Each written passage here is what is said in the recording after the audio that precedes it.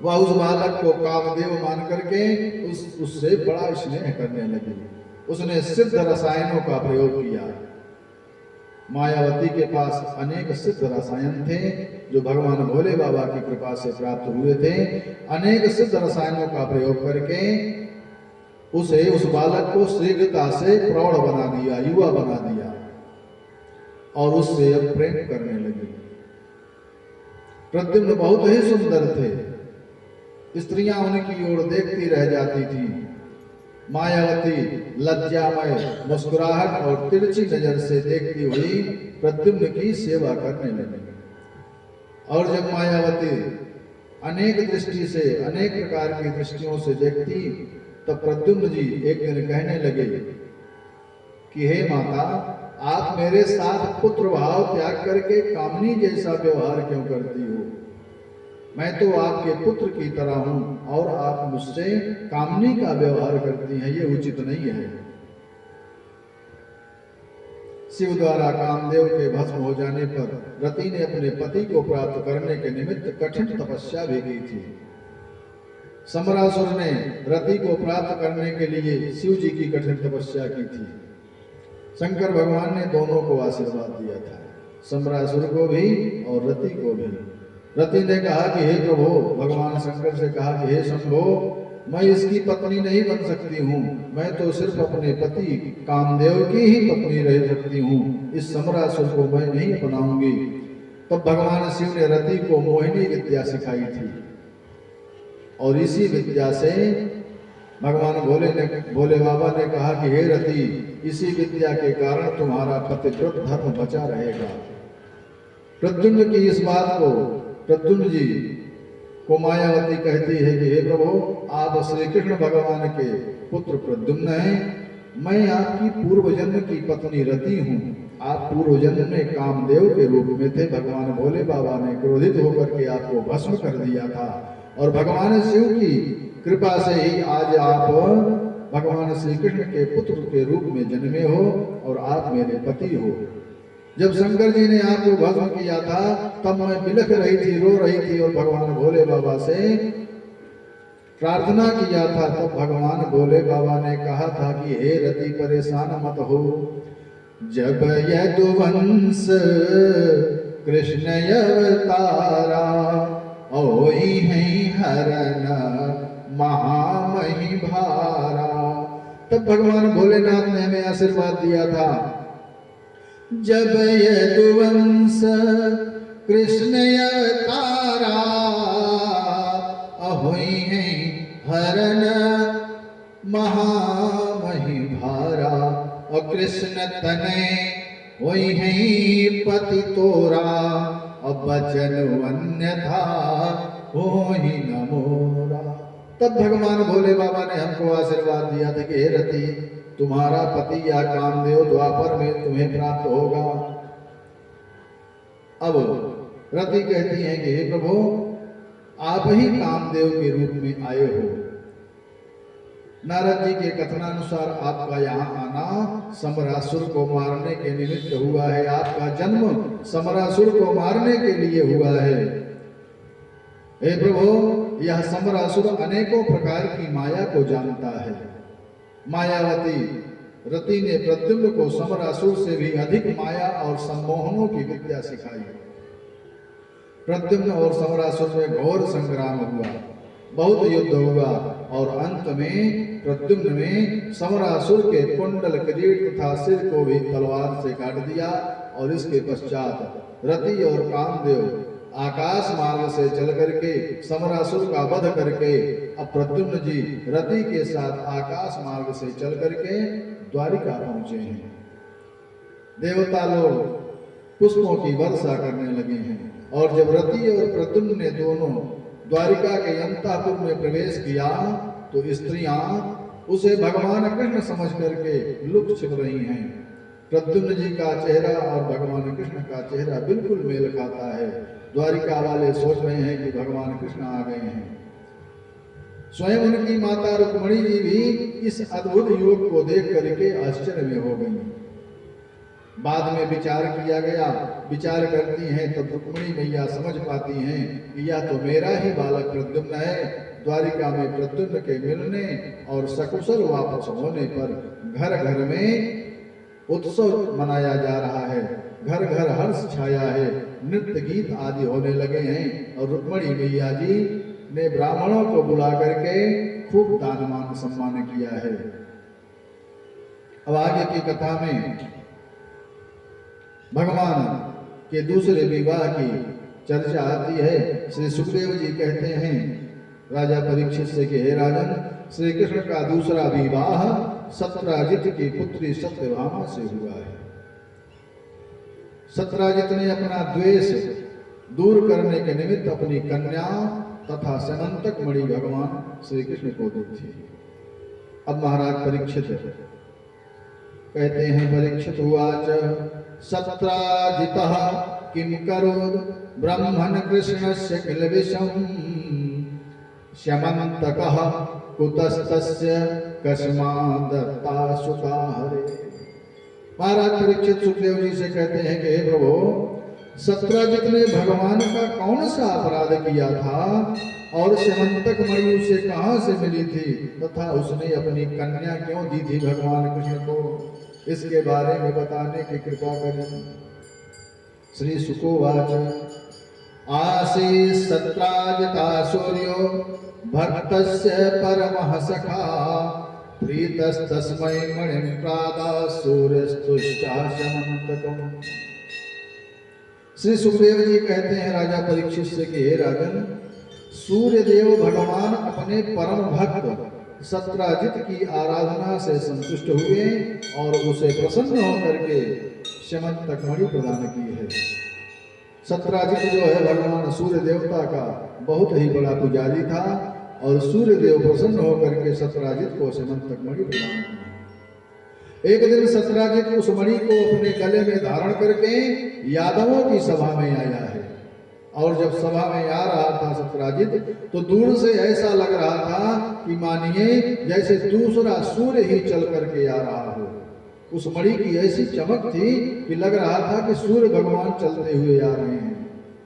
द्वारिकावासी भगवान श्री कृष्ण से पूछते हैं कि हे प्रभु, नारायण नमस्तेस्तु शंख चक्र गदाधर दामोदराद विंदाक्ष गोविंद यदुनंदन। द्वारिकावासी भगवान श्री कृष्ण से पूछते हैं कि हे प्रभु, हे नारायण, हे गोविंद, ये साक्षात सूर्य समान तेज वाला कौन है? ये सूर्य देवता आ रहे हैं क्या? तब भगवान कहते हैं नहीं, या तो सत्राजित है। सूर्य की आराधना के फलस्वरूप सूर्य भगवान ने इसको शमंतक मणि प्रदान की है। हे द्वारिकावासियों, जहां पर यह मणि रहती है वहां पर महामारी, सर्प भय, मानसिक शारीरिक भय और दुर्भिक्ष आदि आपदाएं नहीं आती हैं। जहां पर यह मणि रहती वहां किसी भी प्रकार की कोई आपदा नहीं आती है। और यह मणि प्रतिदिन 8 बार स्वर्ण प्रदान करती है। भगवान श्री कृष्ण ने सत्राजित से कहा कि हे सत्राजित, तुम इस मणि को उग्रसेन महाराज को दे दो, जिससे सारी प्रजा का कल्याण होगा। लेकिन सत्राजित ने मणि देने से इनकार कर दिया। एक दिन सत्राजित का भाई प्रसेनजित उस मणि को अपने गले में धारण करके जंगल में शिकार करने के लिए जाता है। वहां प्रसेन को एक सिंह ने मार दिया। सिंह मार करके खा गया और उस सिंह को भी जामवन जी ने मार दिया और मणि ले जाकर के अपनी कन्या को खेलने के लिए दे दिया। जब सत्राजित का भाई प्रसेन वापस नहीं आया तो उसने श्री कृष्ण पर झूठा आरोप लगा दिया कि श्री कृष्ण ने ही मेरे भाई को मार करके और मेरे भाई से मणि छीन लिया है। जब यह समाचार धीरे धीरे भगवान श्री कृष्ण के पास पहुंचा तो कुछ सभ्य पुरुषों को लेकर के कन्हैया कुछ सभ्य पुरुषों को लेकर के मणि का पता लगाने अब जंगल की ओर चल दिए। खोजते खोजते एक जगह जंगल में शेर और घोड़े का घमासान युद्ध हुआ और घोड़े को मरा पाया और प्रसेन को भी मरा पाया गया।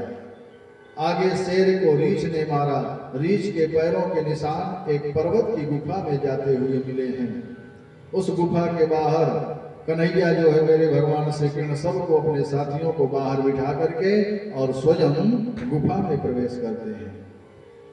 उन्होंने भीतर जाकर के देखा कि वही मणि जो सत्राजित ने मणि धारण किया था, वही उसी मणि से बच्चे गुफा के अंदर खेल रहे हैं। अपरिचित आदमी को देख करके जो धाय मैया थी बच्चों को पालने वाली, उन्होंने शोर मचाया और शोर सुन करके जामवंत जी आ गए और क्रोध करके एक साधारण पुरुष को जान करके जामवंत जी भगवान कन्हैया भगवान कृष्ण से युद्ध करने लगते हैं। भगवान श्री कृष्ण और जामवंत जी में बहुत दिनों तक युद्ध होता रहा, परंतु जब 28 दिन तक युद्ध होता रहा, 28 दिन बीत गए युद्ध करते करते, मुक्का मुक्की से जामवंत के शरीर की एक एक गांठ टूट गई। उनका श्री कृष्ण जी में और जामवंत जी में बहुत दिनों तक युद्ध होते होते जामवंत जी की शरीर बिल्कुल एकदम नस नस टूट गई। अब तो जामवंत जी के शरीर में बहुत पीड़ा हो रही है, पसीने से लथपथ हो गए हैं जामवंत जी। और जब बिल्कुल हार मान गए तब उन्होंने विचार किया कि संसार में मुझको हराने वाला और कोई नहीं है भगवान के सिवा। जामवंत जी समझ गए कि शायद भगवान का अवतार हो चुका है। जाने त्वां सर्वभूतानां प्राणोजः सहो बलम् विष्णुं पुराण पुरुषं प्रभु विष्णुं मधीश्वरम्। जामवंत जी समझ गए कि नारायण का अवतार हो चुका है और जामवंत जी हाथ जोड़ करके भगवान के सामने खड़े हो जाते हैं। कहते हैं, हे प्रभु, अब मैं जान गया आप समस्त प्राणियों के स्वामी, समस्त प्राणियों के रक्षक, पुराण पुरुष भगवान विष्णु ही हैं। आप सबके प्राण, मनोबल और शरीर बल है प्रभु। आपने ही रावण आदि को मारा था, बिना ही परिश्रम के राक्षस को आपने ही मार दिया था। आप ही श्री कृष्ण के रूप में, आप ही श्री राम का अवतार लेकर के अवतरित हुए थे प्रभु। हे प्रभु, हमसे बहुत बड़ी गलती हुई है, आप हमारी गलती को क्षमा करें प्रभु, हम पर कृपा करें। जामवंत जी भगवान के चरणों में साष्टांग करने लगते हैं, साष्टांग प्रणाम करते हैं। भगवान श्री कृष्ण कहते हैं कि हे जामवंत जी, इस मणि के कारण मुझे कलंक लगा है, आप इस मणि को हमें दे दीजिए। जामवंत जी कहते हैं, हे प्रभु, मणि ही नहीं, मणि के साथ साथ मैं अपनी कन्या जामवंती को भी आपको प्रदान कर रहा हूँ, इसको भी आप ग्रहण करें प्रभु। और उधर गुफा के द्वार पर जो भगवान के साथ लोग गए थे, काफी दिनों तक इंतजार करते करते थक गए तो वो लोग वापस चले गए। ब्रजवासी सत्राजित को भला बुरा कहते हुए वापस चले गए। सबने महामाया दुर्गा देवी की पूजा की है। इस पूजा की विशेष कथा श्रीमद् देवी भागवत महापुराण में भी बताया गया है। सभी लोग जाकर के द्वारिकापुरी और भगवान कन्हैया के पिता वासुदेव जी और द्वारिकापुरी सभी लोग, द्वारिकापुरी वासी जितने लोग हैं, भगवती माया दुर्गा, महामाया दुर्गा की पूजा करते हैं। क्यों कर रहे हैं? क्योंकि हमारे कृष्ण कन्हैया सकुशल वापस आ जाएं, भगवती देवी दुर्गा प्रसन्न होती हैं। इस कथा की विशेष चर्चा श्रीमद् देवी भागवत महापुराण में गाई गई है। और मैया का पूजन करके देवकी, वसुदेव और रुक्मिणी सभी शोक में डूब गए हैं कि कन्हैया कहाँ चले गए हैं, कन्हैया मेरे आए नहीं हैं। तभी मेरे कन्हैया जो है जामवंती जी को लेकर के द्वारिकापुरी पहुंचते हैं। भगवान ने वह मणि ला करके सबके सामने सत्राजित को भरी सभा में बुला करके दे दिया और कहा कि आपने हमारे ऊपर व्यर्थ ही कलंक लगाया था। सत्राजित भी शर्मिंदा होता है, भगवान कन्हैया से क्षमा याचना करता है, साष्टांग चरणों में गिर करके सत्राजित कहता है, प्रभु मेरी गलतियों को क्षमा करो प्रभु। और मैं अपने प्रायश्चित स्वरूप अपनी कन्या सत्यभामा और सेमंतक मणि आपको प्रदान करता हूँ। श्री कृष्ण ने सत्यराजित की पुत्री सत्यभामा को भी अपनाया है और कहा कि आप सूर्य नारायण के भक्त हैं, इस मणि को हम नहीं लेंगे। भगवान ने सत्यराजित से कहा कि हे सत्यराजित जी, आप भगवान सूर्य के भक्त हैं, इस मणि को हमें नहीं चाहिए, आप इस मणि को अपने पास रखिए। इससे जो सोना मिले, जो भी स्वर्ण प्राप्त हो आपको, उस स्वर्ण को उग्रसेन महाराज जी को देते रहना। अब आगे की कथा में भगवान के अन्य विवाहों की चर्चा आती है। श्री सुखदेव जी राजा परीक्षित से कहते हैं कि हे राजन, एकदा पांडवान् द्रष्टुं प्रतीतान् पुरुषोत्तमः इंद्रप्रस्थं गता श्रीमान् युधानाधिविकृतः। सुखदेव जी राजा परीक्षित से कहते हैं कि हे राजन, जब लाक्षागृह कांड के बाद युधान आदि राजाओं के साथ में पांडवों को द्रुपद के घर देखा गया तो भगवान उनसे मिलने इंद्रप्रस्थ गए। पांडवों ने भगवान का बड़ा स्वागत किया और भगवान सबसे मिलकर के बड़े प्रसन्न हुए। नववधू द्रौपदी ने भी भगवान से प्रणाम किया, कुंती से श्री कृष्ण भगवान ने प्रणाम किया है। सब एक दूसरे से बड़े प्रेम से मिलते हैं। एक दिन अर्जुन और श्री कृष्ण रथ पर चढ़ करके शिकार खेलने के लिए जाते हैं। शिकार के बाद में भगवान कृष्ण को थकान अनुभव होने पर दोनों लोग यमुना में हाथ मुंह धो करके जल पीते हैं और यमुना के किनारे घूम रहे हैं। और देखते क्या हैं कि यमुना के किनारे एक युवती घूम रही है। युवती को देख करके भगवान कृष्ण ने अर्जुन को उसके पास भेजा है। अर्जुन जी जाकर के उस युवती से पूछते हैं, अर्जुनो वाच का त्वं कस्यसि शुश्रोणि कुतोषि किं चिकीर्षसि। अर्जुन जी जाकर के उस युवती से पूछते हैं कि हे सुंदरी, तुम कौन हो और कहां से आई हो और क्या चाहती हो, यहाँ क्यों घूम रही हो। तो वह युवती कहती है, अहम देवस्य सवितुर्दुहिता पतिमिच्छति विष्णुं वरेण्यं वरदं तपः परं मास्थिता।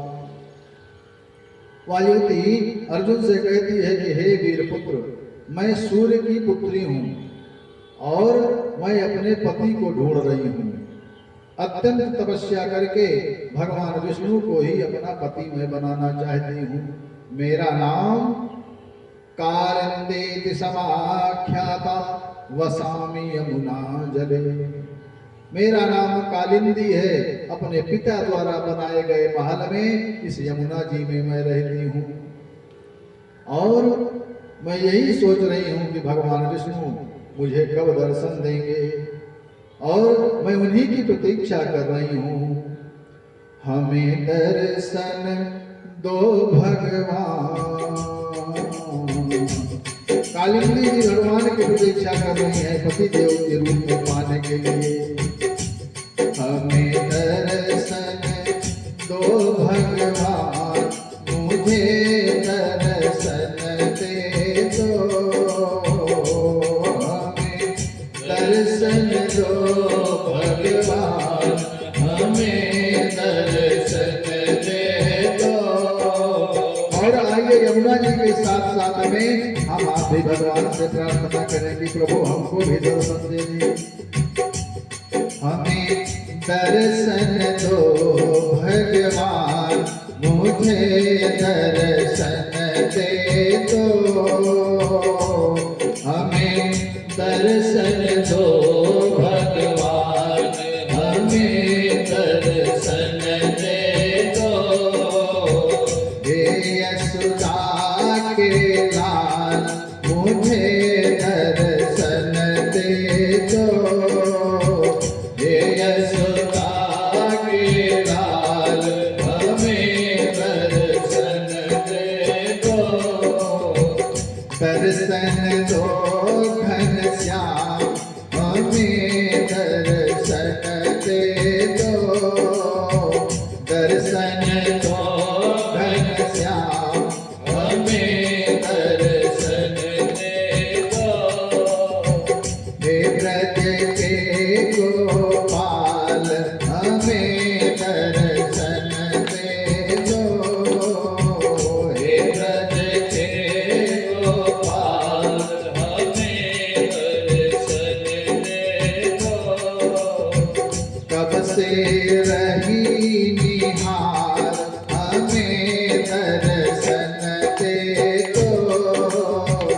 कब से रही निहार, हमें दर्शन दे दो।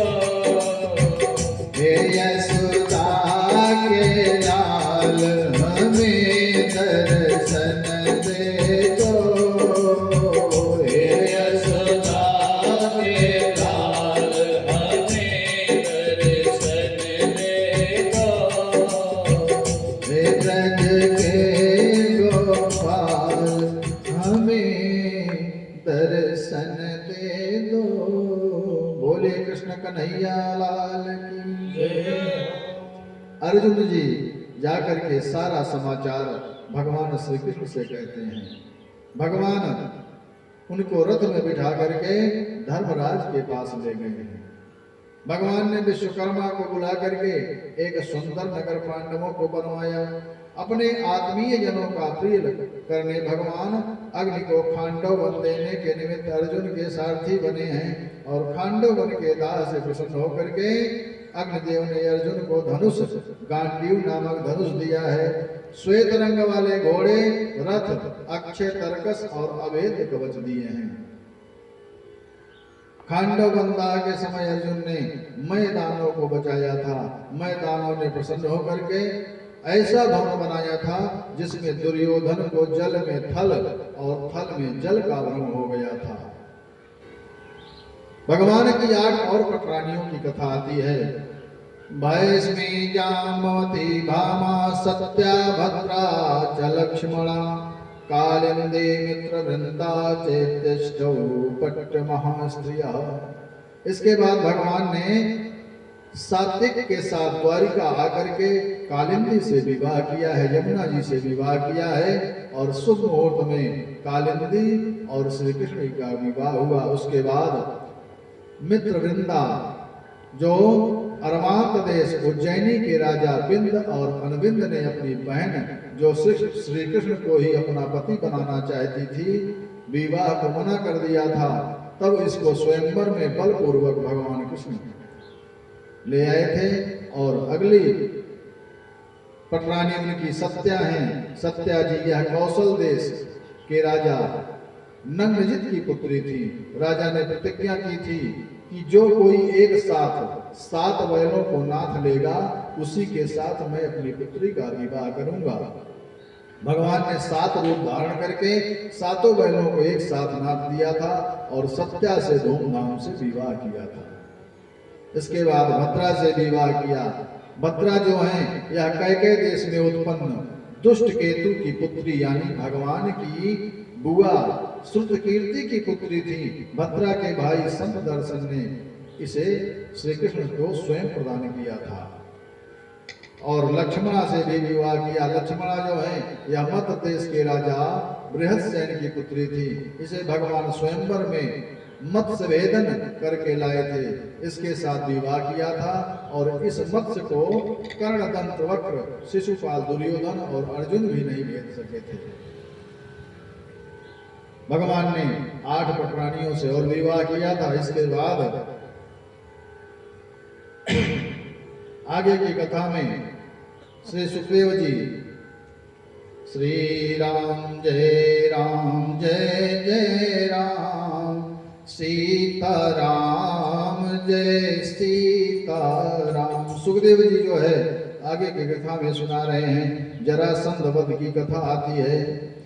श्री कृष्ण जो है जरासंध को मारने के लिए जिससे 17 बार युद्ध हुआ था, 17 बार भगवान को हराया था। अब मेरे कन्हैया अर्जुन और भीम को साथ में लेकर के जरासंध को मारने के लिए तैयारी करते हैं। युधिष्ठिर जी कहते हैं क्रतुराजेन गोविंद राजसूयेन पावने यक्षै विभूतिर्भद्रस्त संवादयनः प्रभो।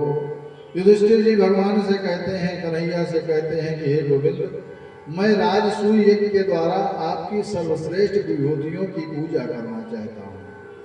अतः मेरे इस उद्यम को आप सफल बनाएं प्रभु। भगवान कहते हैं हे राजन, आपका निश्चय उत्तम है। आपने जो विचार किया है उत्तम विचार किया है। पहले आप समस्त राजाओं को जीत करके अपने वश में करिए, इसके बाद समस्त वस्तुओं को एकत्र करके तब यज्ञ प्रारंभ करिए। इससे समस्त लोकों में आपकी कीर्ति का विस्तार होगा। इसके पश्चात युधिष्ठिर ने सहदेव को दक्षिण दिशा में, नकुल को पश्चिम दिशा में, अर्जुन को उत्तर तथा भीम को पूर्व दिशाओं के राजाओं को जीतने का आदेश दिया है। इन सभी ने सब दिशाओं के राजाओं को जीत करके बहुत साधन, धन, हाथी, घोड़े तथा हथियार एकत्रित करके युधिष्ठिर महाराज को ला करके देते हैं। जब केवल जरासंध ही जीतने के लिए बाकी रह गया, तब भीम, अर्जुन और भगवान श्री कृष्ण तीनों ब्राह्मण का वेश बना करके जरासंध की राजधानी पहुंचते हैं। गिरिब्रज पहुंच करके जरासंध की खूब प्रशंसा करते हैं।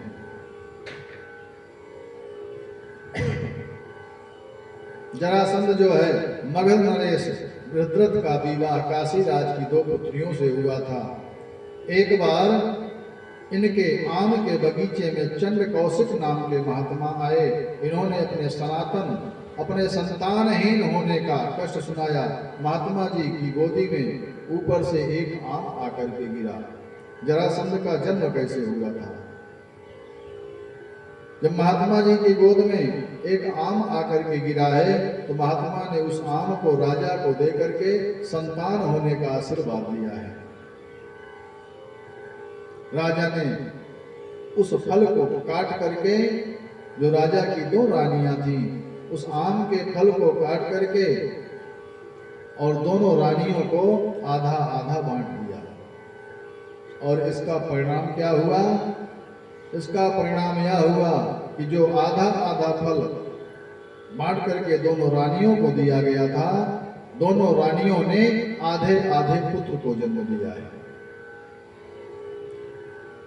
जब रानियों ने आधे आधे पुत्रों को जन्म दिया है, तो राजा ने उन पुत्रों को ले जाकर के जंगल में टिकवा दिया है।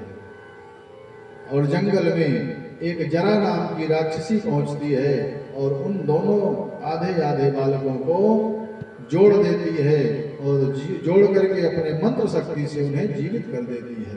बालक जी उठा है। जीवित हो जाने के पश्चात उस बालक का नाम उस जरा नाम की राक्षसी ने जरासंध रख दिया है। जरा नाम की राक्षसी से संध किया गया, इसलिए उसका नाम जरासंध हुआ है। भगवान कन्हैया, भीम और अर्जुन तीनों लोग ब्राह्मण वेश में जाकर के खूब प्रशंसा करते हैं जरासंध की। उदार पुरुष उदारता करने से नहीं हिचकता है। उदार पुरुष के लिए अदेय कुछ भी नहीं है। समदर्शी के लिए पराया कोई नहीं होता है। ब्राह्मणों द्वारा अपनी प्रशंसा सुनकर के जरासंध ने कहा कि हे ब्राह्मण, आपको क्या चाहिए? आप जो चाहिए मांग लीजिए। वैसे जरासंध इनकी वाणी और शारीरिक चिन्हों के द्वारा यह जान गया है कि ये ब्राह्मण नहीं है, फिर भी इच्छित वस्तु मांगने के लिए कहता है, क्योंकि जरासंध सोच रहा है कि ये मेरे पास मांगने के लिए आए हैं और मांगने वाले को मना करना उचित नहीं है। तब भगवान श्री कृष्ण कहते हैं कि हे राजन, आप अगर देना चाहते हैं तो हमें मल्ल युद्ध हमसे आप करो। हम आपसे युद्ध करना चाहते हैं। हम अन्न मांगने नहीं आए हैं, हम धन मांगने नहीं आए हैं, हम राज्य पाठ मांगने नहीं आए हैं, हम आपसे युद्ध मांगने आए हैं। आप हमसे युद्ध करिए। ये भीम हैं और ये अर्जुन हैं और मैं तुम्हारा पुराना दुश्मन कृष्ण हूं। भगवान ने अपना परिचय दिया है। इसे सुनकर के अब जरासंध हंसने लगा और कहता है जरासंध कि मैंने जब कह दिया है तो मैं दूंगा जो तुम मांग रहे हो। अरे कृष्ण, मेरी बात सुनो। तुम तो डरपोक हो, जो मेरे भय से मथुरा छोड़ करके समुद्र में भाग गए थे रहने के लिए। मैं डरपोकों से, रणछोड़ों से नहीं लड़ता हूं। तुम एक बार युद्ध क्षेत्र को छोड़ करके भाग गए हो, तुम डरपोक हो। और अर्जुन तो मुझसे आयु में छोटा है, अपने से छोटे से भी युद्ध करना उचित नहीं है। हाँ, यही भीम थोड़ा मेरी बराबरी का है, मैं इसी भीम से युद्ध करूंगा, ये मुझसे युद्ध कर सकता है। ऐसा कह करके एक गदा जरासंध ने भीम को दिया है और एक गदा स्वयं लेकर के युद्ध करने के लिए तैयार होता है। दोनों में भयंकर युद्ध होने लगा। दोनों की गदा टूट टूट करके गिरने लगी, गदाएं छिन्न भिन्न होने लगी। भयानक युद्ध हो रहा है।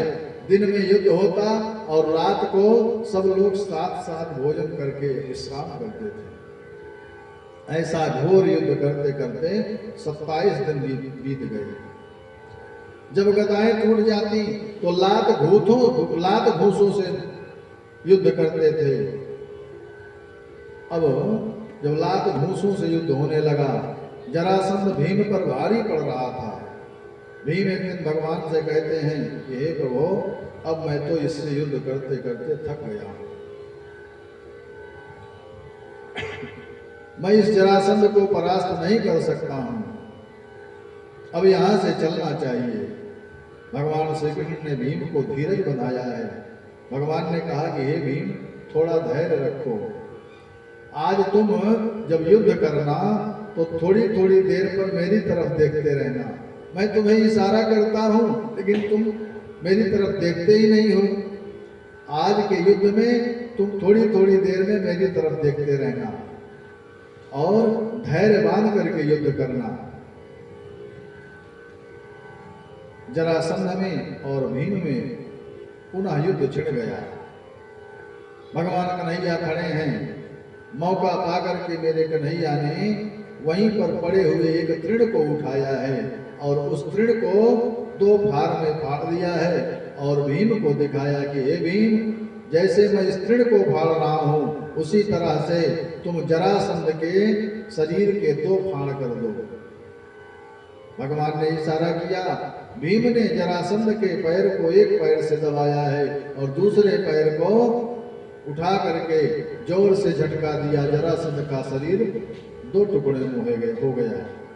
और उसके बाद मेरे कन्हैया ने इशारा किया, जो तृण का 2 फाड़ किया था विपरीत दिशा में मेरे कन्हैया ने फेंक दिया। भीम ने भी देखा और जरासंध के शरीर को विपरीत दिशा में फेंक दिया। जरासंध का गोविंदाय नमो नमः हो गया।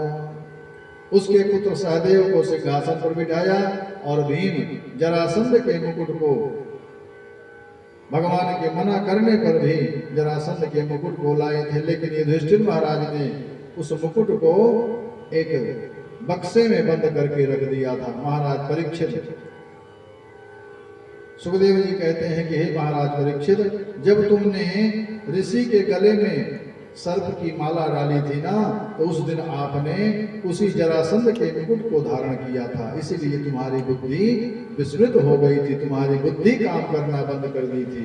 क्योंकि जरासंध का मुकुट जो स्वर्ण का था, स्वर्ण में कलयुग का वास होता है और जरासंध का मुकुट अन्याय रूप से बना था और अन्याय रूप से स्वर्ण में कलयुग का वास होता है। और उस दिन जब तुम शिकार खेलने गए थे तो जरासंध वाला मुकुट ही धारण करके गए थे, इसीलिए तुम्हारी बुद्धि भ्रमित हो गई थी।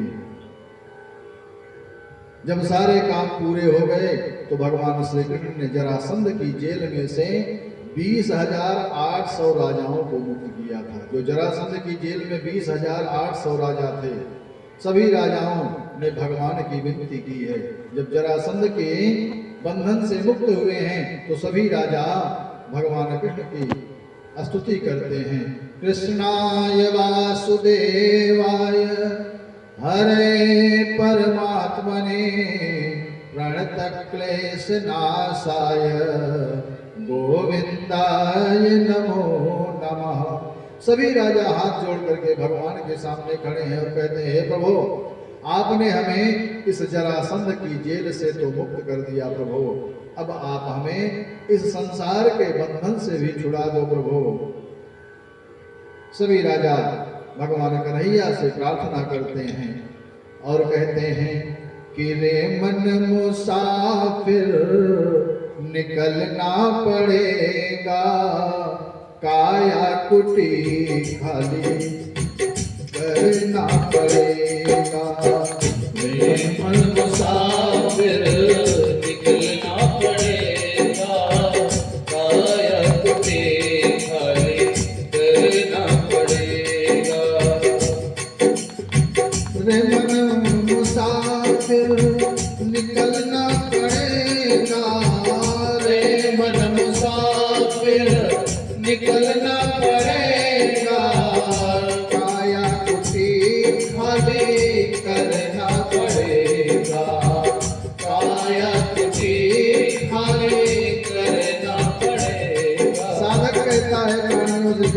भाइयों, इस शरीर रूपी जो कुटी है, इसको एक न एक दिन खाली ही करना पड़ेगा। रे मन मुसाफिर निकलना पड़ेगा। रे मन मुसाफिर निकलना पड़ेगा। काया कुटी खाली करना पड़ेगा। काया कुटी खाली करना पड़ेगा। भाड़े के क्वार्टर को क्यों तू संवारे। भाड़े के क्वार्टर को क्यों तू संवारे। भाड़े के क्वार्टर को क्यों तू संवारे। भाड़े के क्वार्टर को क्यों तू संवारे। जिस दिन तुझे घर का मालिक निकाले। जिस दिन तुझे घर का मालिक निकाले। इसका किराया भी इसका किराया भी भरना पड़ेगा। इसका किराया भी भरना पड़ेगा। रे मन मुसाफिर निकलना पड़ेगा। रे मन मुसाफिर निकलना पड़ेगा। आएगा नोटिस जमानत न होगी।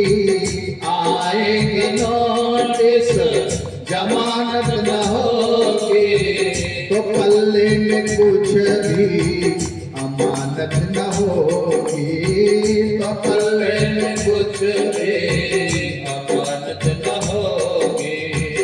हो करके कैद तुझे रहना पड़ेगा। हो करके कैद तुझे रहना पड़ेगा। रे मन मुसाफिर निकलना पड़ेगा। रे मन मुसाफिर निकलना पड़ेगा। पूछेगा हाकिम तो तुम क्या कहोगे। पूछेगा हाकिम तो तुम क्या कहोगे। हाकिम कौन है? वही हमारा परम ब्रह्म परमेश्वर प्रभु है। मेरे कन्हैया है, मेरे राम जी हैं। पूछेगा हाकिम तो तुम क्या कहोगे। पूछेगा हाकिम तो तुम क्या कहोगे। पापों की अग्नि में जलना पड़ेगा। पापों की अग्नि में जलना पड़ेगा। रे मन मुसाफिर निकलना पड़ेगा। रे मन मुसाफिर निकलना पड़ेगा। काया कुटी खाली करना पड़ेगा। काया कुटी खाली करना पड़ेगा। श्री राम जय राम जय जय राम। श्री राम जय राम जय जय राम। श्री राम जय राम जय जय राम। श्री राम जय राम जय जय राम। अब महाराज परीक्षित श्री सुखदेव जी से कहते हैं कि हे प्रभु, अब आप हमें यह बताइए कि भगवान श्री कृष्ण ने और कौन कौन से प्रभाव सूचक कार्य किए थे। और भगवान की लीला गाथाएं सुनते सुनते मन नहीं अघाता है प्रभु।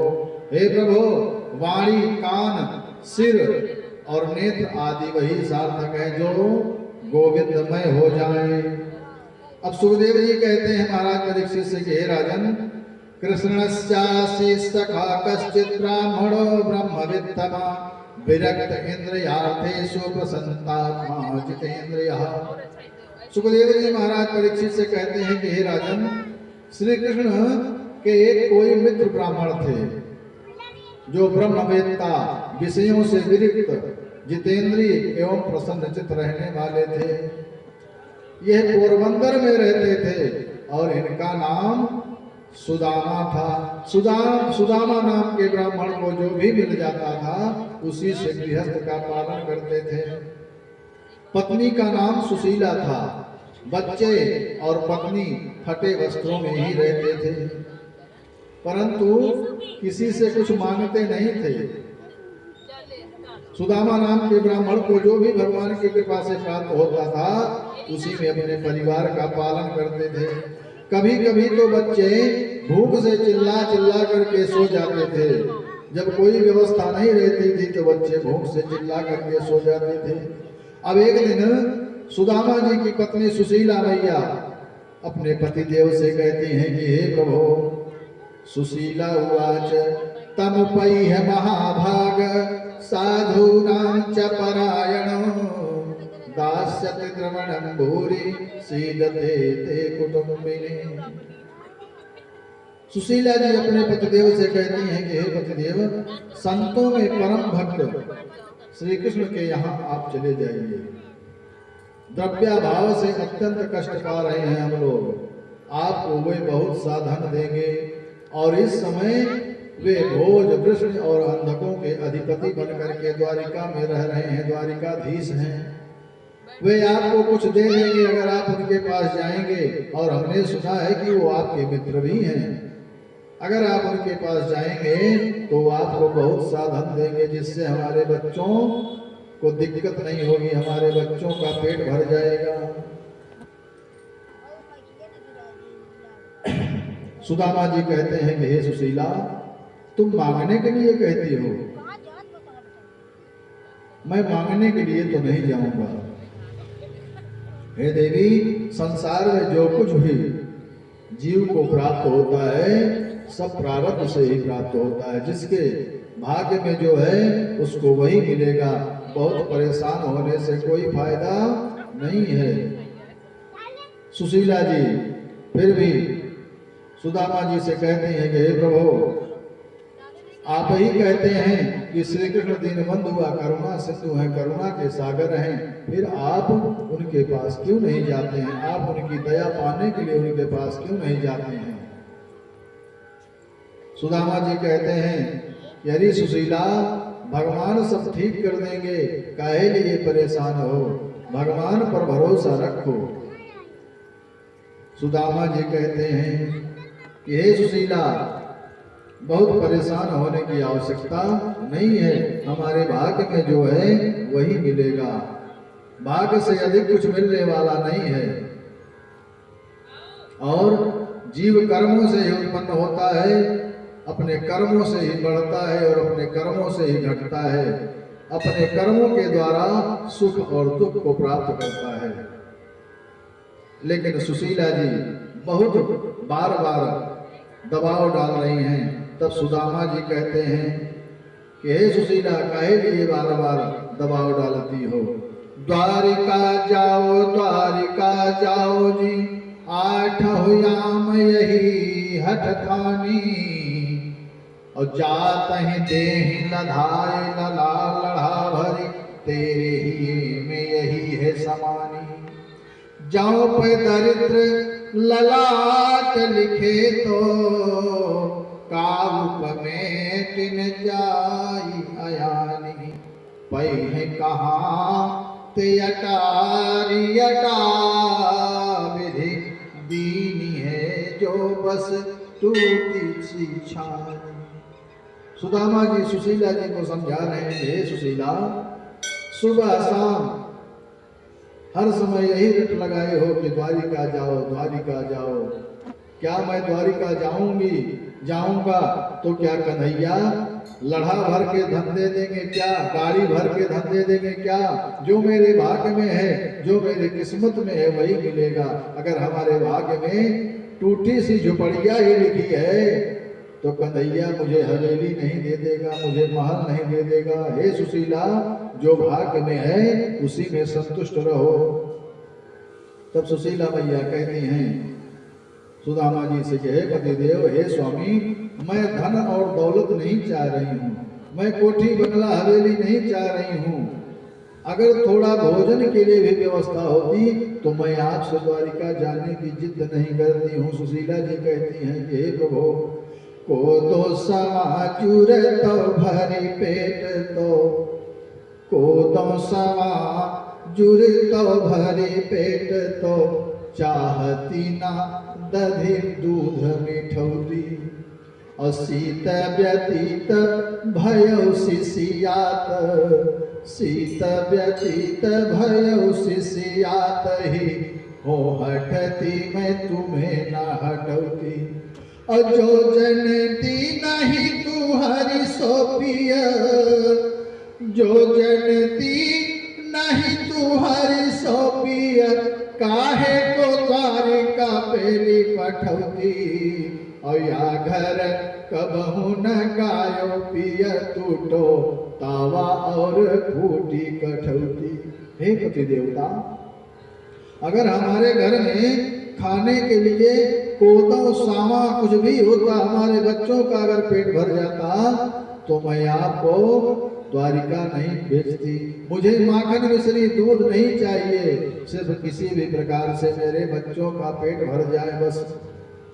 मेरे बच्चों को ऐसा कपड़ा चाहिए कि ठंडी से वो बच जाए। उनके तन पर कपड़ा भी नहीं है, वो ठंडी से ठिठुर रहे हैं, इसलिए मैं आपको द्वारिका जाने के लिए कह रही हूँ। हे पतिदेव, अगर थोड़ी भी व्यवस्था होती तो मैं आपको द्वारिका जाने के लिए दबाव नहीं बनाती। और आपके घर में तो टूटा हुआ तावा भी नहीं है, ढंग का चूल्हा भी नहीं है। अगर तो तनिक भी कोई व्यवस्था होती तो हो पति देवता, मैं आपको वहां पर भेजती नहीं। अब सुदामा जी सुशीला से कहते हैं कि हे देवी, जग जाचिए कौन जाचिए जो, जग जाचिए कौन जाचिए जो, जिय जाचिए जानक नाथ ही रे। अजहि चाचत चाचकता जरी जाई, जहि चाचत चाचकता जरी जाई, जो जारती जोर जहां नहीं रे। गति देखे विचार विभीषण की, और आनी ये मन मानहि रे। तुलसी भुज दारिद्र दोष दवानल, तुलसी भुज दारिद्र दोष दवानल, संकट कोटि कृपा नहीं रे। सुदामा जी कहते हैं कि हे सुशीला, बहुत परेशान मत हो, जितना भाग्य में है वही मिलने वाला है। भगवान की जब कृपा हो जाएगी तब सब कुछ मिल जाएगा, परेशान मत हो। सुशीला फिर भी पतिदेव से निवेदन करती है कि हे प्रभु, आप मेरी विनती को सुनिए। बहुत कहने पर भी जब सुदामा जी नहीं तैयार हो रहे हैं, तब सुशीला जी कहते हैं कि हे प्रभु, आप वहां जाइए मेरे निवेदन करने से, आप वहां कुछ मांगिएगा नहीं। तब सुदामा जी कहते हैं कि अरे सुशीला, तुम कहती हो तो मैं चला जाऊंगा, परंतु मांगूंगा नहीं, मांगने के लिए मैं नहीं जाऊंगा, और मांग लूंगा तो बड़ा अपमान होगा।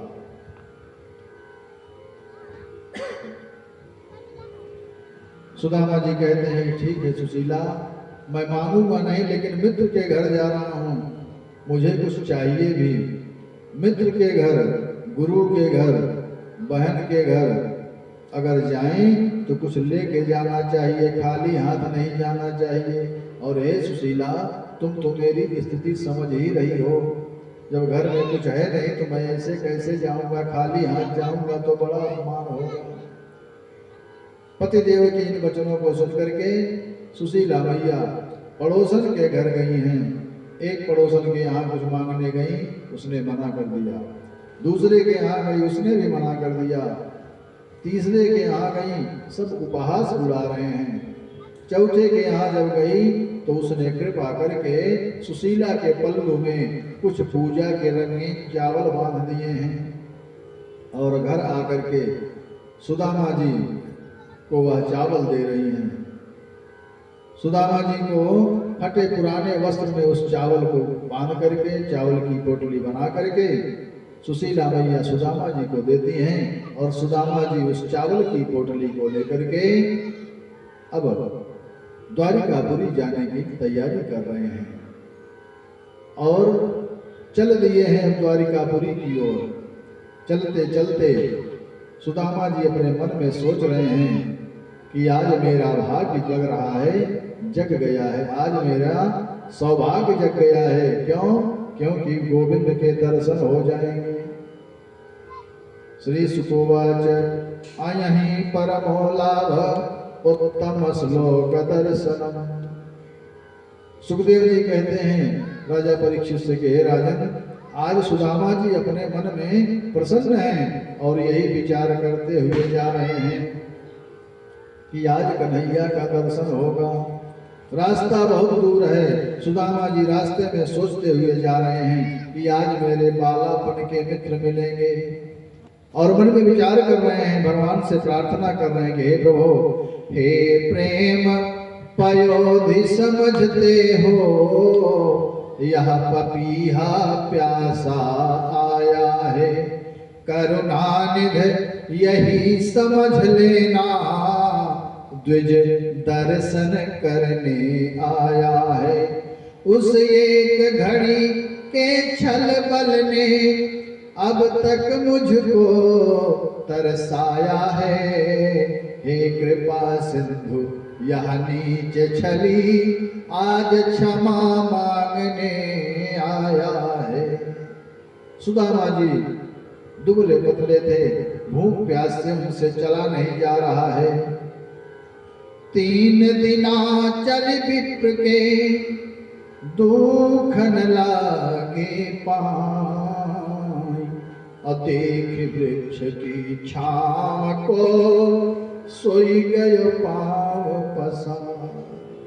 सुदामा जी 3 दिन से लगातार पैदल चल रहे हैं, दुबले पतले हैं सुदामा जी, चलते चलते थक गए हैं और एक वृक्ष की छांव मिली है, उसी वृक्ष के नीचे बैठे हैं और उसी वृक्ष के नीचे छाया में बैठ करके वहीं लेट जाते हैं और बैठ करके लेट करके विचार कर रहे हैं कि करेंगे दया दयाल दीन बंधु दीनानाथ, मैं सेवक अजान जान चरणन की धूरी है। अगर भगवान की कृपा हो जाएगी, इस चरण के धूल पर भगवान की अगर चरण रज भी मिल जाएगी तो मैं भगवान की बड़ी कृपा हो जाएगी। और सुदामा जी उसी वृक्ष के नीचे बैठे हैं और जैसे बैठे हैं थकान के कारण लेट गए हैं और जैसे ही लेटते हैं उनको नींद आ जाती है। सुदामा जी उसी वृक्ष की छाया में सो जाते हैं और इधर कन्हैया योग माया को आदेश देते हैं कि हे योग माया, आदेश दिया कि मेरा मित्र रास्ते में थक करके सो रहा है, हे योग माया मेरे मित्र को द्वारिका के बागों में ला करके सुला दो।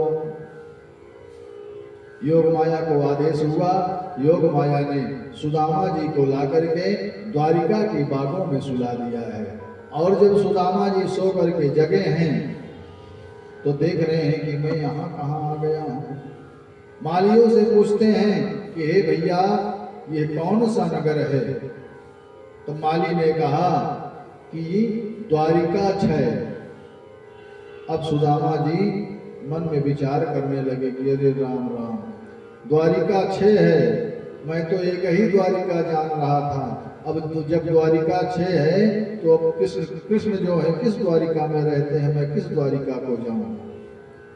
सुदामा जी कहते हैं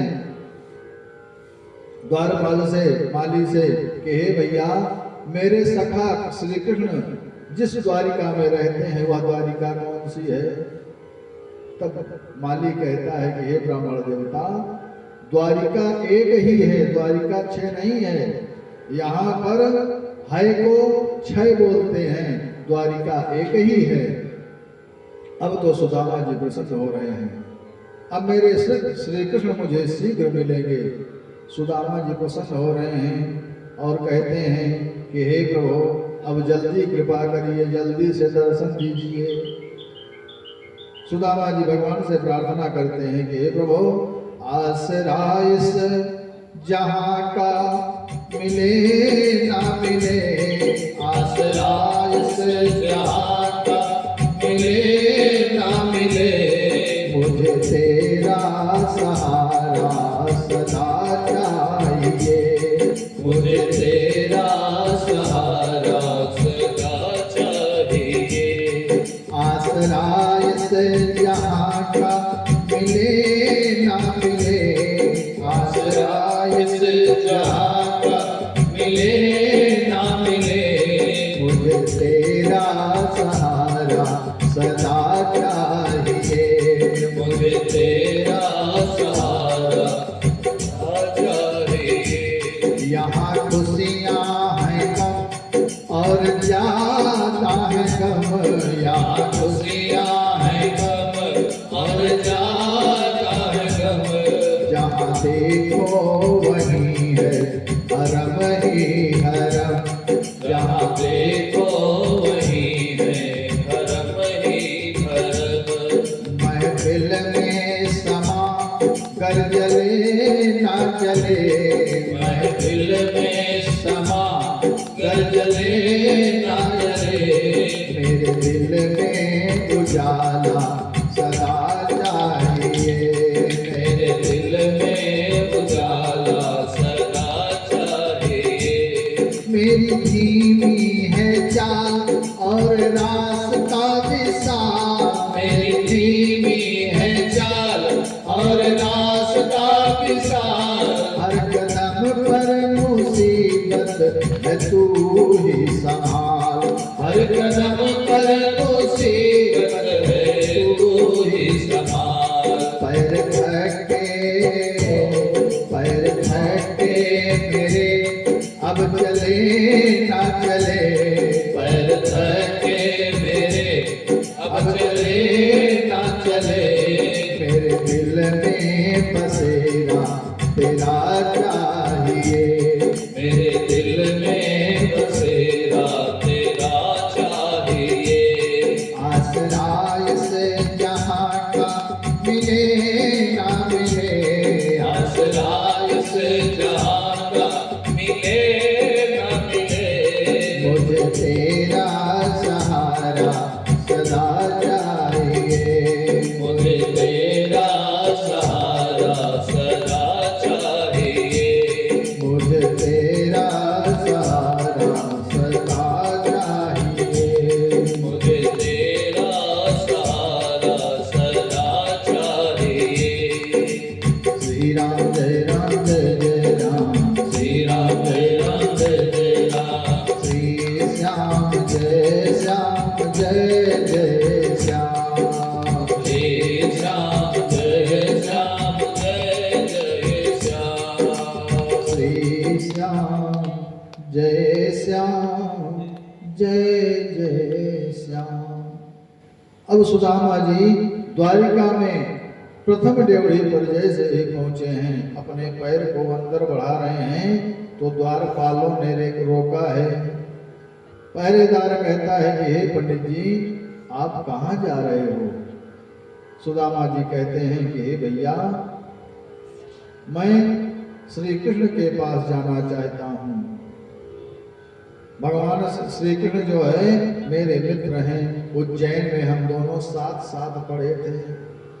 तब एक पहरेदार सुदामा जी की दशा को देख करके हंसता है कि बताओ ये गरीब ब्राह्मण कहता है कि हम दोनों साथ साथ पढ़े थे, हम दोनों मित्र हैं, अभी आपको कहीं जाने नहीं दूंगा।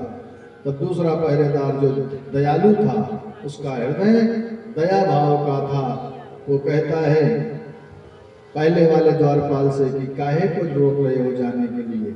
अगर ये कह रहे हैं ब्राह्मण देवता कि भगवान इनके मित्र हैं, तो मैं जाकर के भगवान को संदेशा देता हूँ, आगे उनकी जैसी इच्छा होगी, उनका निर्णय जैसा होगा। दूसरा द्वारपाल जाकर के भगवान से कहता है कि हे प्रभु, नाथ एक भिक्षुक खड़ा विप्र सुदामा नाम, मुझे बताया कुछ नहीं, कहता प्रभु से काम। एक ब्राह्मण देवता द्वार पर आए हैं और अपना नाम सुदामा बता रहे हैं, कोई काम नहीं बता रहे हैं, बस कहते हैं कि प्रभु से ही काम है। और उनका वेश कैसा है? शीस पगा न जगा तन में प्रभु, जान को आई बसे कहीं गाँव। शीस पगा न जगा तन में प्रभु, जान को आई बसे कहीं गाँव। धोती फटी सिलटी दुपटी अरु, पाई हो पानहु की नहीं सामो। द्वार खड़ो तुझ दुर्बल एक, द्वार खड़ो तुझ दुर्बल एक, रहो चकी सोव सुधाय भिरामा। पूछत दीन दयाल को धाम, पूछत दीन दयाल को धाम, बतावत अपनो नाम सुदामा। पूछत दीन दयाल को धाम, बतावत अपनो नाम सुदामा। सुदामा का नाम सुनते ही मेरे गोविंद ऐसे दौड़े हैं कि उनको कुछ खबर ही नहीं है। जैसे चित्रकूट में राम जी भरत जी के लिए दौड़े हैं, भरत जी को दौड़ करके हृदय से लगाया है, आज मेरे गोविंद ने दौड़ करके सुदामा जी को छाती से लगाया है। और दौड़ करके छाती से लगा करके पैरों की तरफ देख करके कहते हैं, भगवान विचार कर रहे हैं कि उठे। जैसे भगवान श्री राम भरत जी को दौड़ करके हृदय से लगाए हैं, उसी प्रकार से आज कन्हैया दौड़ करके सुदामा जी को गले से लगाए हैं और विचार कर रहे हैं, उनके पांवों को देख करके विचार कर रहे हैं कि ऐसे बिहाल बिवाइन सो, पग कंटक जाल लगे पुनि जोए।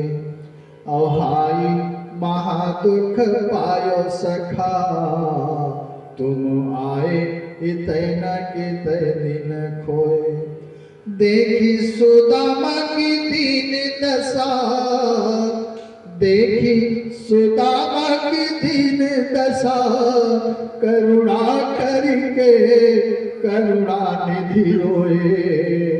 अब पानी परात को हाथ छुयो नहीं, पानी परात को हाथ छुयो नहीं, नैन के जल सो पग धोए।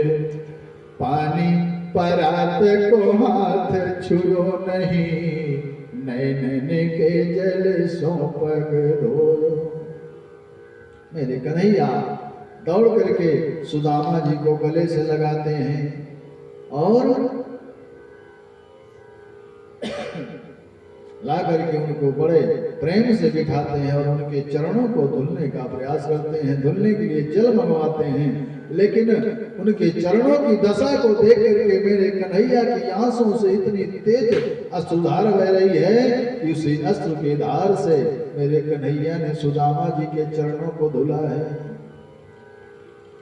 भगवान कहते हैं कि हे मित्र, आप पहले क्यों नहीं आए, कहाँ थे अभी तक, आपको थोड़ा पहले ही आ जाना था।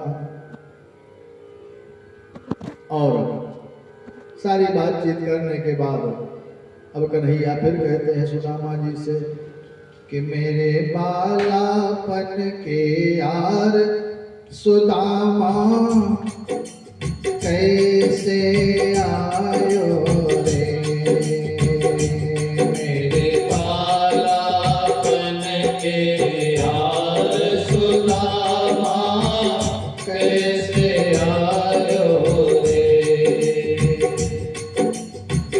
कैसे आयो रे सुदामा, कैसे आयो रे सुदामा, कैसे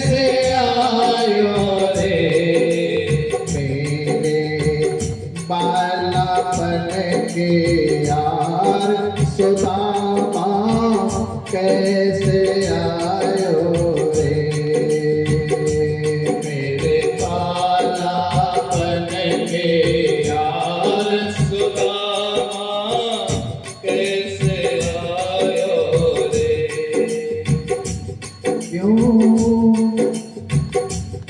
इतनी देर लगाई, क्यों इतनी देर लगाई, तेरे पाँव में फटी दीवारी, तेरे पाँव में फटी दीवारी। कुछ तो मुख से वचन उच्चार, सुदामा कैसे आयो रे, मेरे पालापन के यार, सुदामा कैसे आयो रे। कन्हैया सुदामा जी से पूछ रहे हैं कि कैसे आए, अभी तक काहे नहीं आए, थोड़ा पहले आ जाना था। करी गरम नीर पट धोए, कान्हा करुणा करी रोए, करी गरम नीर पट धोए, कान्हा करुणा करी रोए, उनके बहे त्रिगण जलधार, उनके बहे त्रिगण जलधार, सुदामा कैसे आयो रे, मेरे पालापन के यार, सुदामा कैसे आयो रे, मेरे पालापन के यार, सुदामा कैसे आयो रे।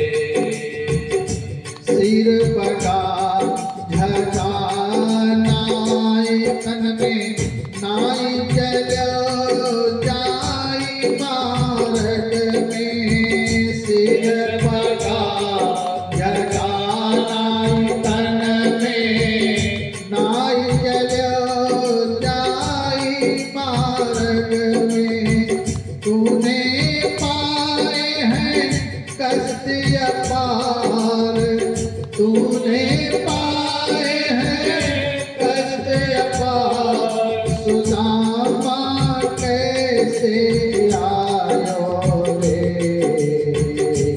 मेरे पालापन के यार, सुदामा कैसे आयो रे। अति सुंदर वस्त्र मंगाए, मेरे कन्हैया सुदामा जी के पैरों को धुल करके उस सुंदर वस्त्र मंगा करके सुदामा जी को पहनाते हैं। अति सुंदर वस्त्र मंगाए, पहिराए फिर पलक बिठाए, अति सुंदर वस्त्र मंगाए, पहिराए फिर पलक बिठाए, कटर भोजन धरे अगार, कटर भोजन धरे अगार, सुदामा कैसे आयो रे, मेरे पालापन के यार, सुदामा कैसे आयो रे, मेरे पालापन के यार, सुदामा कैसे आयो रे। कन्हैया जो है सुदामा जी का स्वागत करते हैं, उनके चरणों को धुलते हैं और चरण धुल करके सुंदर सुंदर वस्त्र मंगा करके सुदामा जी को पहनाते हैं और उसके बाद उनको पलंग पर बिठाते हैं, स्वागत करते हैं, अक्षत चंदन से उनका स्वागत करते हैं, आरती उतारते हैं। उसके बाद बढ़िया भोजन मंगाते हैं, भोजन करवाते हैं। भोजन के पश्चात अब दोनों मित्र बैठ करके आपस में बातचीत करते हैं। बातचीत करते करते कन्हैया कहते हैं, अरे मित्र, मेरी भाभी कैसी है? सुदामा कहते हैं सब कन्हैया ठीक है। तो भगवान कहते हैं मेरी भाभी ने मेरे लिए कुछ भेजा भी तो होगा। अब जैसे ही कन्हैया पूछ रहे हैं, सुदामा जी जो पोटली है अपनी काख में उसे छुपाने लगे हैं। कन्हैया तो अंतर्यामी हैं, सब कुछ जान रहे हैं, लेकिन थोड़ा सुदामा जी के भाव को जानना चाहते हैं। सुदामा जी चावल की पोटली अपनी अपनी काख में दबा रहे हैं और मेरे कन्हैया उस पोटली को छीन लेते हैं। पोटली को छीन करके, पोटली को खोल करके एक मुट्ठी चावल का फनका लगाते हैं, बड़े प्रेम से बड़े चाव से खा रहे हैं, और दूसरी मुट्ठी का भी फनका लगाते हैं बड़े चाव से। मेरे कन्हैया उस चावल को पा रहे हैं, इतना आनंदित हैं, इतना आनंदित हैं कि उस आनंद को बयां हम लोग नहीं कर सकते हैं। और जैसे ही तीसरी मुट्ठी को फेंकने के लिए चलते हैं, रुक्मणी मैया उनके हाथों को पकड़ लेती हैं। रुक्मणी मैया कहती हैं कि अब बस भी करो, क्या स्वयं दरिद्र हो जाना चाहते हो क्या? 2 लोग तो दे दिए और तीसरा भी दे करके स्वयं दरिद्र नारायण होना चाहते हो? जैसे ही तीसरी मुट्ठी का फनका लगाने के लिए तैयार हुए, रुक्मणी मैया हाथ पकड़ करके कहती हैं, हाथ कहो प्रभु को कमला। भगवान के हाथ को पकड़ करके रुक्मणी मैया कहती हैं, हाथ कहो प्रभु को कमला, कहे नाथ कहाँ तुमने चित्तधारी। रुक्मणी मैया कहती हैं कि हे नाथ, आपका चित्त कहाँ है, आपका मन कहाँ है, कहाँ खो गए हो? हाथ कहो प्रभु को कमला, कहे नाथ कहाँ तुमने चित्तधारी। और तंदुल खाई मुट्ठी दुई लीने, तंदुल खाई मुट्ठी दुई लीने, कियो यह दीन द्वय लोक विहारी। 2 मुट्ठी चावल खा करके इस दीनहीन ब्राह्मण को 2 लोक तो आपने प्रदान कर दिया। हे प्रभु, 2 मुट्ठी चावल खा करके तो आपने इनको दे दिया, आप तीसरी मुट्ठी भी खाना चाहते हो? खाई मुट्ठी तीसर अब नाथ। हे नाथ, अगर आप तीसरी मुट्ठी चावल खाए, खाई मुट्ठी तीसर अब नाथ, कहानी निवास की आस बिसारी। अगर तीसरी मुट्ठी चावल खाए तो अपने रहने के लिए सोच विचार कर लेना, कहाँ रहोगे, मन में विचार कर लेना। और रंग कहीं आप समान कियो प्रभु, रंग कहीं आप समान कियो प्रभु, चाहत आप ही हो न भिखारी। हे प्रभु, तीसरी मुट्ठी चावल खा करके क्या आप भिखारी होना चाहते हो क्या?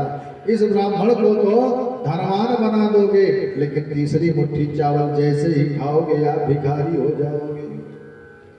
अब तो कन्हैया कहते हैं रुक्मणी जी से कि हे देवी, आपने यह क्या कर दिया? मेरे आनंद में आपने विष घोल दिया।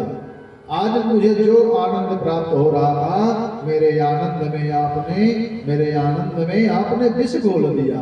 कन्हैया कह रहे हैं, क्यों रस में विष पान कियो, क्यों रस में विष पान कियो, अब और न खान दियो एक फनका। एक फनका चावल तुमने मुझे और क्यों नहीं खाने दिया? मेरे आनंद में तुमने विष घोल दिया है। अभिप्रहिते तृतीयक लोक, विप्रहिते तृतीयक लोक, करी तुमने अपने मन शंका। हे देवी, तुमने तो पहले बहुत बड़ी गलती की है, जो मेरे आनंद में विष घोल दिया, मेरा हाथ पकड़ लिया। हे देवी, तुम शायद नहीं जानती हो कि ब्राह्मणों के आशीर्वाद से ही आज मैं तीनों लोक का स्वामी हूँ। इन्हीं की कृपा है और इन्हीं की कृपा से तुम आज यहाँ पर रानी बनी बैठी हो, तुम्हारी पूजा हो रही है। अगर यही ब्राह्मण देवता ना होते तो तुम्हारा विवाह हमारे साथ नहीं होता। भामी ने मोई भाई भली विधि कौन रहो जग में नरमंका, लोग कहें हर मित्र दुखी, लोग कहें हरि मित्र दुखी, हम सो न सहो यह जात कलंका। हे देवी, संसार जानता है कि ये ब्राह्मण हमारे मित्र हैं, और अगर ये गरीब रहेंगे, ये निर्धन रहेंगे तो संसार हमको हंसेगा कि भगवान का मित्र गरीब है। क्या तुम मेरा इस संसार में मजाक उड़ाना चाहती हो क्या? मैं इस कलंक को धारण नहीं कर सकता हूँ। हे देवी, तुमने मेरे आनंद में आज विष घोल दिया है। तब रुक्मिणी मैया कन्हैया से कहती हैं कि हे प्रभु, ब्राह्मणों की तो चित्तवृत्ति ऐसी ही होती है, ब्राह्मण तो लोभी होते ही हैं, इनके चक्कर में तुम काहे पड़ रहे हो? ब्राह्मण ने ही तो दान देने के बाद राजा बलि को बांध लिया था। तब गोविंद कहते हैं, कन्हैया कहते हैं रुक्मिणी मैया से कि हे देवी, दुनिया की बातें छोड़ो, यदि ब्राह्मण देवता तुम्हारे पत्र को लेकर के मेरे पास नहीं आए होते तो हे देवी, आज तुम जहां हो इस स्थान पर कैसे रहती? ब्राह्मण देवता की ही कृपा से आज तुम यहाँ पर हो। हमारा तुम्हारा विवाह ब्राह्मण देवता की ही कृपा से हुआ है। कन्हैया कहते हैं, छोड़ो इन बातों को, मैं तुम्हारी बातों में ज्यादा नहीं पढ़ना चाहता हूँ। रुक्मिणी जी को एक किनारे छोड़ते हैं और मेरे कन्हैया सुदामा जी से कहते हैं कि हे मित्र, अब आप यह बताओ कि हमारी भाभी ने मेरे लिए कुछ संदेशा भी भेजा है। सुदामा जी कहते हैं कि हाँ मित्र, आपकी भाभी ने आपके लिए संदेशा भेजा है। काहे देर कर रहे हो, जल्दी संदेशा बताओ, मेरा मन मेरी भाभी पर लगा हुआ है। सुदामा जी कहते हैं कि हे प्रभु, कहा सुशीला ने प्रभु गए सुदामा रोए। हे मित्र, तुम्हारी भाभी ने रो करके संदेशा भेजा है। कहा सुशीला ने प्रभु गए सुदामा रोए, और श्याम हमारी कुटी में प्रतिदिन 11 हो। 11 का मतलब कि एक कन्हैया, हमारी कुटी में नित्य प्रति एकादशी ही होती है, कभी द्वादशी होती ही नहीं। प्रतिदिन हमें और हमारे बच्चों को भूखा ही रहना पड़ता है। अब कन्हैया कहते हैं कि हे मित्र, मेरी भाभी ने जो संदेशा भेजा है तो इसी तरह जा करके मेरी भाभी से मेरा भी संदेशा कह देना। क्या होनी थी वो हो गई। हे भाभी, जो होनी थी वो हो गई, होनी थी वो हो गई, अब नहीं ऐसी हो। अब भाभी तेरे महल में, भाभी तेरे महल में अब रोज द्वादशी हो। कुटी नहीं कहा, झोपड़ी नहीं कहा मेरे कन्हैया ने, महल कहा है कि हे भाभी, जो भी तक होना था हो गया, अब उसको भूल जाओ। अब आपके महल में रोज द्वादशी ही होगी।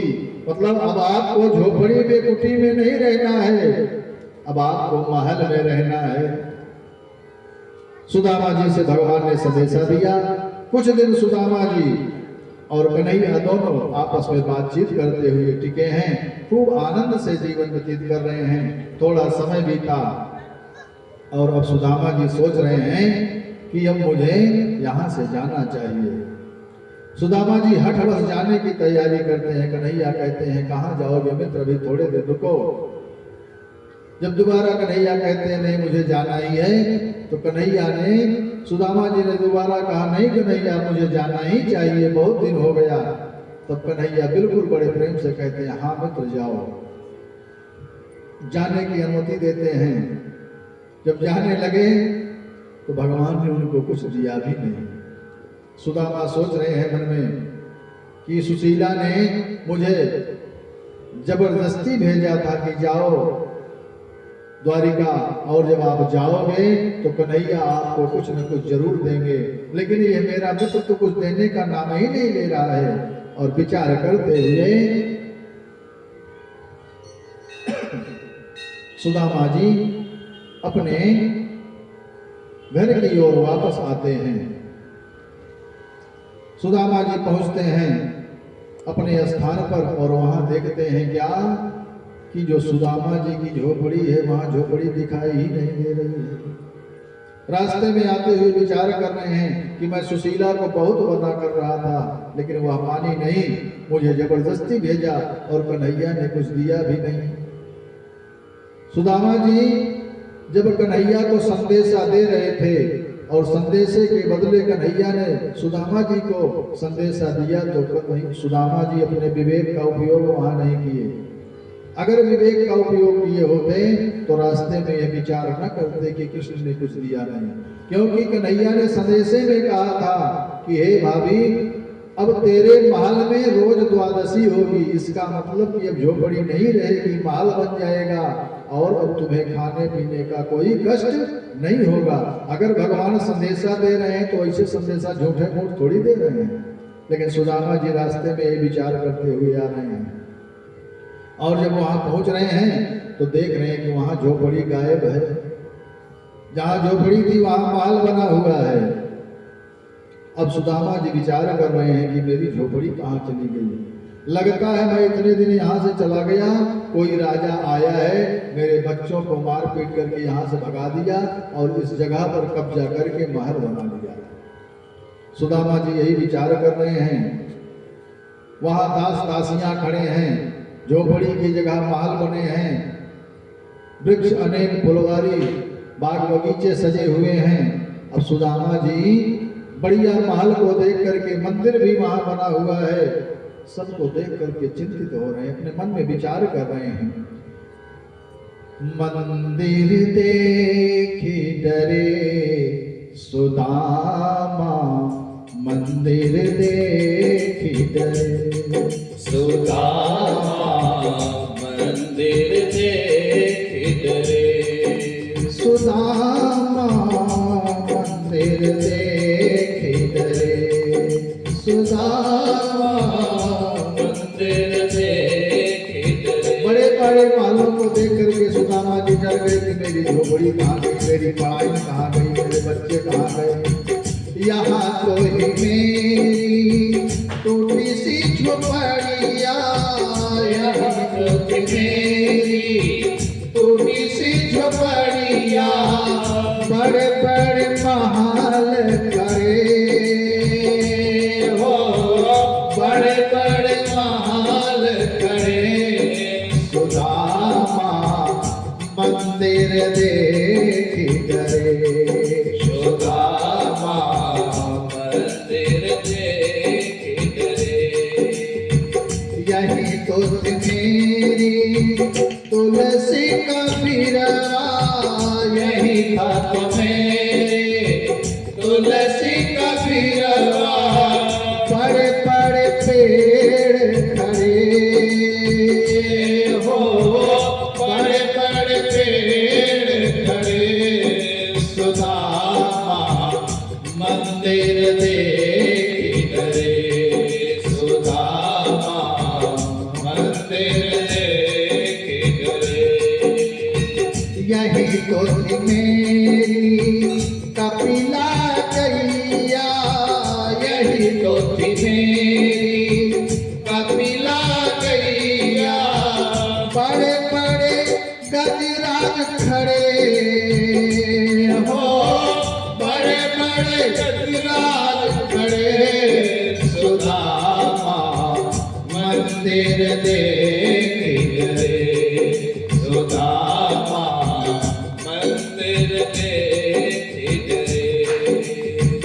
यही तो थी मेरी बूढ़ी सी डुकरिया, यही तो थी मेरी बूढ़ी सी डुकरिया, यही तो थी मेरी बूढ़ी सी पढ़ाइन, यही तो थी मेरी बूढ़ी सी पढ़ाइन। दास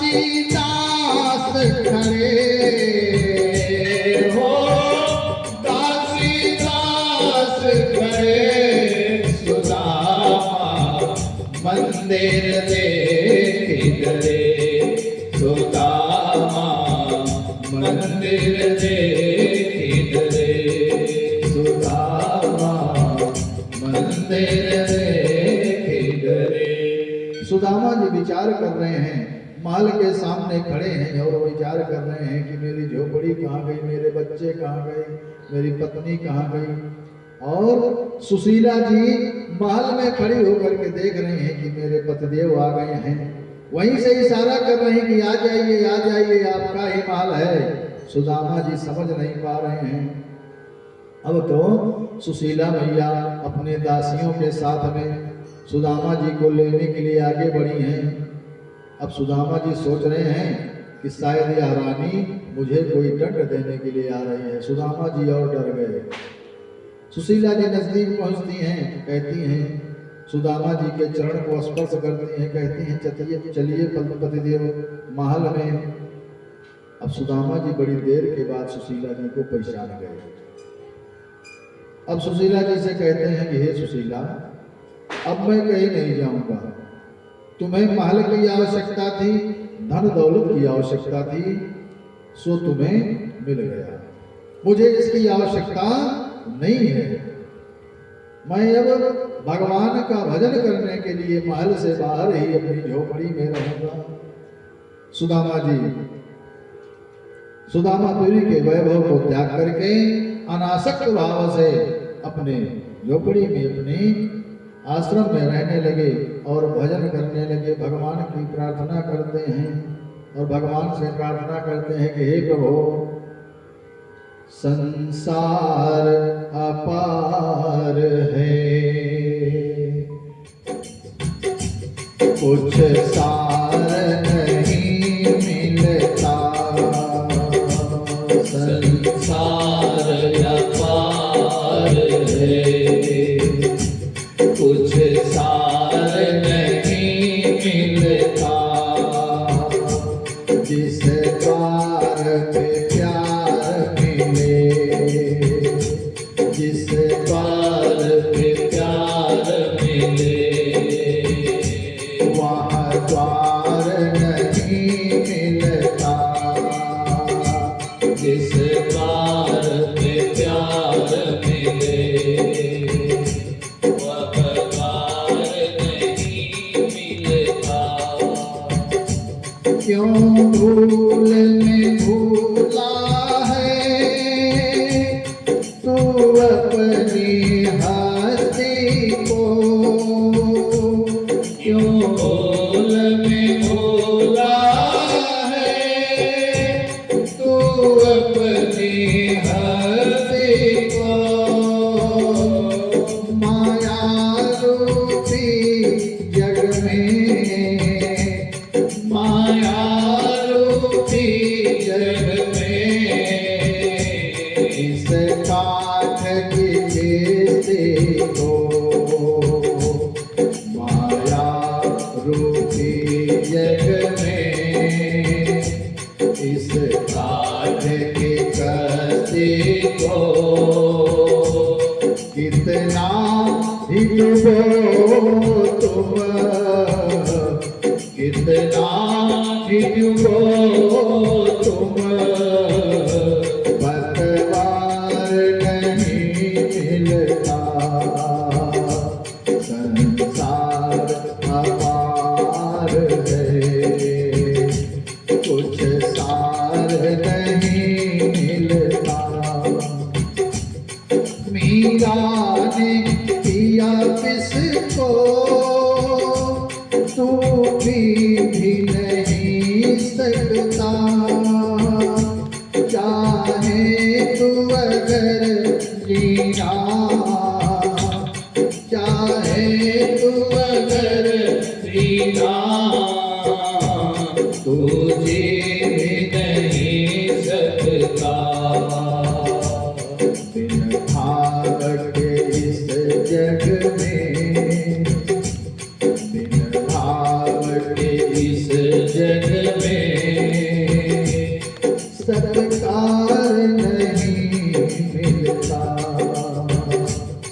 बिन भाव के इस जग में सत्कार नहीं मिलता। संसार अपार है, कुछ सार नहीं मिलता। इस द्वार पे प्यार मिले, वह द्वार नहीं मिलता। ठोकर पे यहाँ ठोकर खाई, हर क्षण पल पल में। चाहूं जिस देखा हमने, चाहूं जिस देखा हमने, इस ख्वाहिश को मन में। यहाँ प्रेम सुदामा सा, यहाँ प्रेम सुदामा सा, कोई यार नहीं मिलता। यहाँ कृष्ण सुदामा सा, कोई यार नहीं मिलता। जिस द्वार पे प्यार मिले, जिस द्वार पे प्यार मिले, वह द्वार नहीं मिलता। यहाँ कृष्ण सुदामा सा, यहाँ कृष्ण सुदामा सा, कोई यार नहीं मिलता। यहाँ कृष्ण सुदामा सा, कोई यार नहीं मिलता। श्री श्याम जय श्याम जय जय श्याम, श्री श्याम जय श्याम जय जय श्याम, श्री श्याम जय श्याम जय जय श्याम, श्री श्याम जय श्याम जय जय श्याम, श्री श्याम जय श्याम जय जय श्याम, श्री श्याम जय श्याम जय जय श्याम, श्री श्याम जय श्याम जय जय श्याम, श्री श्याम जय श्याम जय जय श्याम, सिया राम जय जय सिया राम, सिया राम जय जय सिया राम, श्री राम जय जय राम, श्री राम जय जय राम, श्री श्याम जय श्याम जय जय श्याम, श्री श्याम जय श्याम जय जय श्याम, श्री राधे जय जय श्री राधे, श्री राधे